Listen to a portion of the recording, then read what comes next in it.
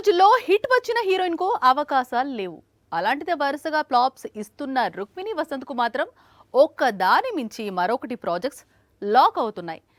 ఇదే ఇప్పుడు pan India wide గా హాట్ టాపిక్ గా మారుతోంది. ఆల్రెడీ చరణ్ చిత్రంలో కూడా అడుగు పెడుతోందట. ప్రస్తుతం రామ్ చరణ్ పెద్ది సినిమా షూటింగ్ లో బిజీగా ఉన్నాడు. వచ్చే మార్చిలో మూవీని రిలీజ్ కు సిద్ధం చేస్తున్నాడు. ఇప్పటి వరకు 50% షూటింగ్ కంప్లీట్ అయిందని యూనిట్ చెప్పుకొచ్చింది.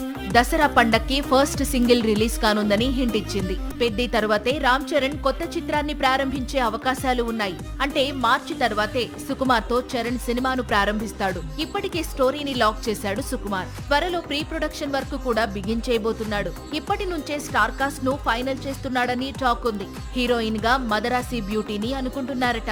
కన్నడ ఇండస్ట్రీ నుంచి వచ్చిన రుక్మిణి ఇప్పుడు వరుస పెట్టి పాన్ ఇండియా ప్రాజెక్ట్స్ లో భాగం అవుతోంది. ఆల్రెడీ యష్ నటిస్తోన్న టాక్సిక్ లోను, అలాగే ఎన్టీఆర్ ప్రశాంత్ నీల్ భారీ చిత్రం డ్రాగన్ లోను హీరోయిన్ గా నటిస్తోంది. ఇప్పుడు సుకుమార్ సినిమాలో కథానాయికగా మారిందని టాక్ వినిపిస్తోంది. పేదవాడి పక్షాన నిలబడతాం, ప్రజా గొంతుకై నినదిస్తాం.